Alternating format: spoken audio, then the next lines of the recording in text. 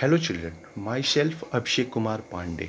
I am your new SST teacher in IRS Indian Revolutionary School. Children, today we will discuss about history. इतिहास बहुत बड़ा subject होता है, बहुत मज़ेदार सब्जेक्ट भी होता है क्योंकि इसमें कहानियाँ होती हैं, लड़ाई झगड़े होते हैं, बड़ा मज़ा आता है। और आज के समय लड़ाई झगड़े जो होते हैं ये हम लोग में बड़ा मज़ा आता है। ये झगड़ा हुआ, ये राजा उस राजा को ऐसे किया वैसे किया, राजा ने मारा। इसे सुनने में बड़े मज़े आते हैं स्टोरी। तो हिस्ट्री में यही सारी स्टोरियाँ भरी पड़ी हैं। आप जानते होंगे आपका पहला चैप्टर जो है वो ट्रेसिंग चेंजेस थ्रू 1000 ईयर, 1000 साल में क्या चेंज हुआ, यही है आपका पहला चैप्टर, पहला टॉपिक।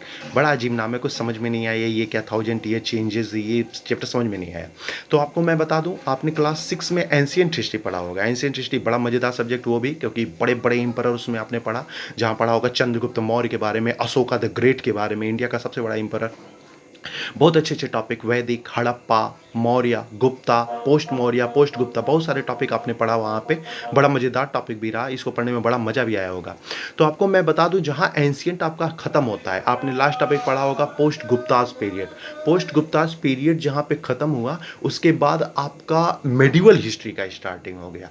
क्लास 6 में आपने एंशियंट हिस्ट्री पढ़ा, क्लास 7th में आके आपको मेडिवल हिस्ट्री पढ़ाया जाएगा, क्लास 8 में मॉडर्न हिस्ट्री, 9th में वर्ल्ड हिस्ट्री, और 10th में इन चारों को समराइज करके बनाया गया डायरेक्ट हिस्ट्री, जिसे आप क्लास 10 में पढ़ेंगे।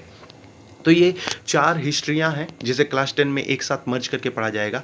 तो क्लास 7th में आपको मेडिवल हिस्ट्री पढ़ना है। पोस्ट गुप्ता आपने एनसीएट में पढ़ा, पोस्ट गुप्ता में बड़े अच्छे अच्छे शासक पढ़े, हर्षवर्धन पढ़ा होगा, कनिष्का, शक, कुषाण, बहुत सारे वंश पढ़े होंगे। उसके बाद अचानक चेंजेज हुआ इंडिया में, वर्ल्ड में। आप इंडियन हिस्ट्री पढ़ रहे हैं, इंडिया में बहुत बड़ा चेंज हुआ। एंशियंट हिस्ट्री 750 ईस्वी, 7050 ईस्वी पे जाके खत्म होता है, और उसके बाद आपकी मेडिवल की स्टार्टिंग होती है। सर ये चेंजेस का मतलब मेडिवल शुरू हो गया, हिस्ट्री बट गया, ये समझ में नहीं आया। तो आपको मैं बता दूं कि हिस्ट्री के 4 पोल होते हैं, 4 पोल। हिस्ट्री इन्हीं 4 पोलों पे डिपेंड है।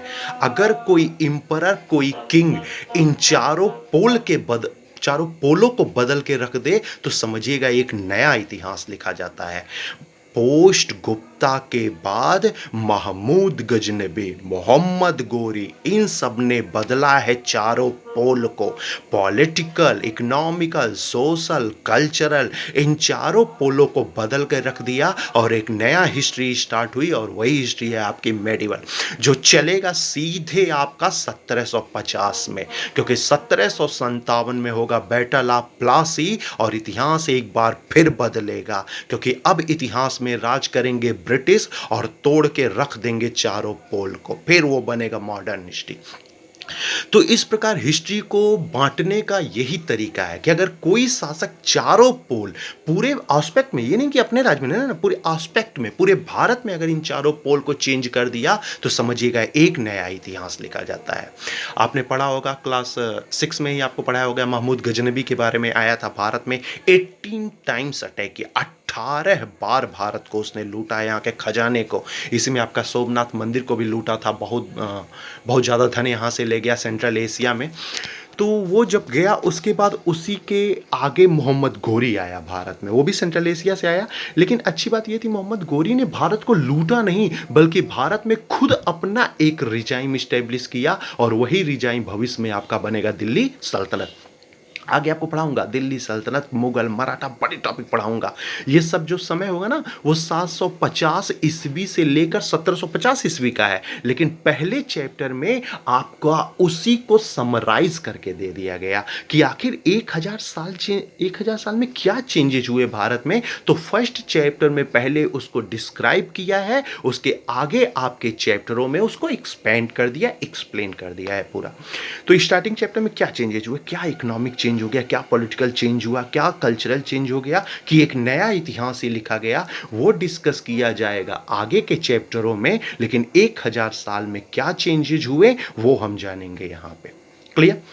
आप लोगों को बुक मिल गया होगा, बुक अगर देखे होंगे तो आप लोग उसको जब स्टार्ट करेंगे तो उसमें देखेंगे पहले पेज पे एक मैप बना है और दूसरे पेज पे भी एक मैप बना है। मैप में बड़ा डिफरेंस है और जबकि दोनों मैप इंडिया का है।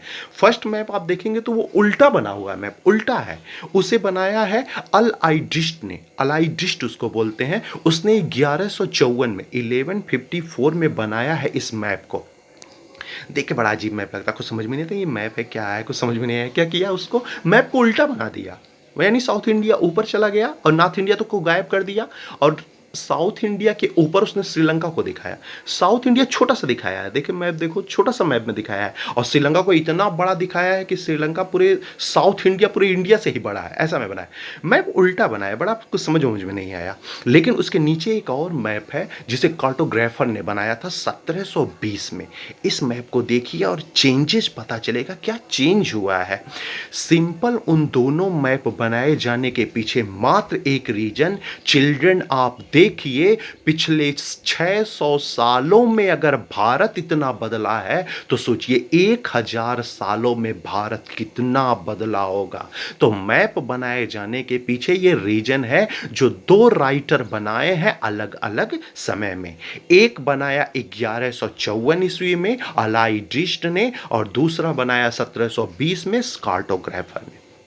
चेंजेस हुए हैं क्या 600 सालों में, इतनी चेंज हुई हैं। बताइए, पहले मैप में कुछ समझ में नहीं आता, इंडिया क्या है, श्रीलंका इतना बड़ा, इंडिया इतना छोटा, और 600 साल में बाद देखिए इंडिया के हर एक पॉइंट को उसने दिखाया है अपने मैप में। राइटर यही दिखाना चाह रहा है कि इस प्रकार जो चेंजेज हुए, यही चेंजेज बताऊंगा इस चैप्टर में, और क्या चेंजेज अलग अलग क्षेत्रों में हुए हैं ये बताया जाएगा आगे वाले टॉपिक में।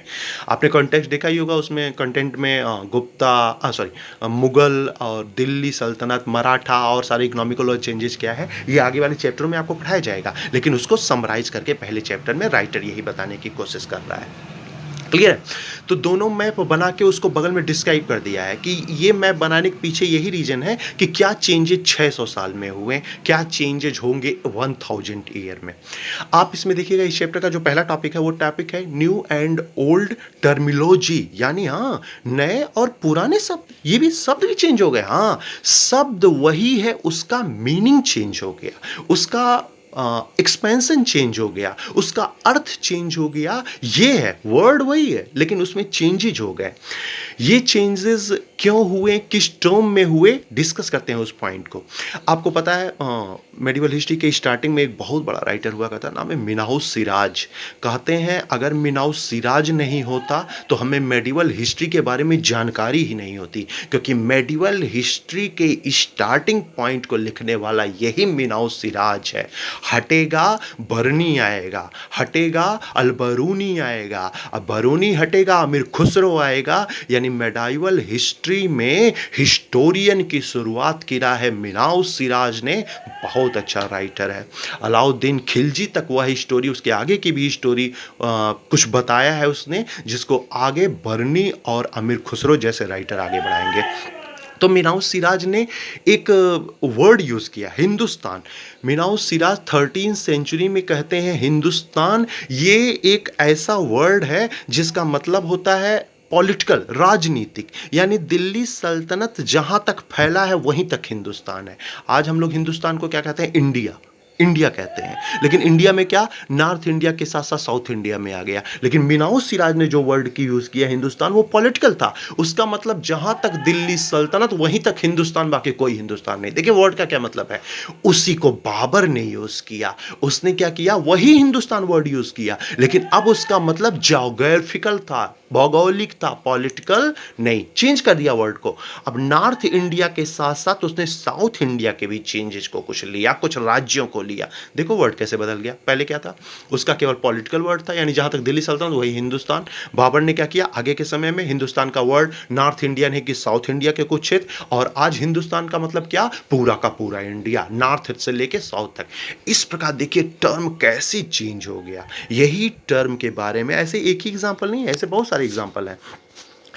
पहले क्या होता है 13वीं सेंचुरी में, यानी स्टार्टिंग में क्या होता था, फॉरेनर होता था। फॉरेनर क्या था, विदेशी। हम लोग क्या बोलते हैं, जो बाहर से आता है, दूसरे देश से आता है, उसे हम लोग विदेशी विदेशी कहते हैं। पहले क्या था, फॉरेनर मीन्स होता है जैसे मैं इस गांव में हूं और दूसरे गांव में कोई और है, तो वो गांव वाला इंसान मेरे लिए फॉरेनर बन गया। ये वर्ड था, ये पहले का मतलब था, लेकिन उसे चेंज किया बाबर ने कहा एक गांव नहीं एक मंडल में आया व्यक्ति फॉरेनर है, और आज क्या है, वही फॉरेनर दूसरे देश से आया हुआ इंसान है। तो टर्मिनोलॉजी चेंज हुआ है, पहले टर्मिनोलॉजी का मतलब क्या था, आज उस टर्मिनोलॉजी का मतलब क्या है, इस प्रकार का जो चेंजेस किया गया है। आपके बुक में दो एग्जाम्पल भी है, पहला एग्जाम्पल हिंदुस्तान का है, दूसरा एग्जाम्पल आपका फॉरेनर का है। ये दोनों एग्जाम्पल देके उसको डिस्क्राइब भी किया है कि मीनाऊ सिराज का मतलब क्या था, बाबर का मतलब क्या है, आज के समय उसका मतलब क्या है, यही फर्स्ट हेडिंग में आपको पढ़ाया गया है। तो इसी लेक्चर को कंटिन्यू करूँगा नेक्स्ट वीडियो में। Okay, thank you.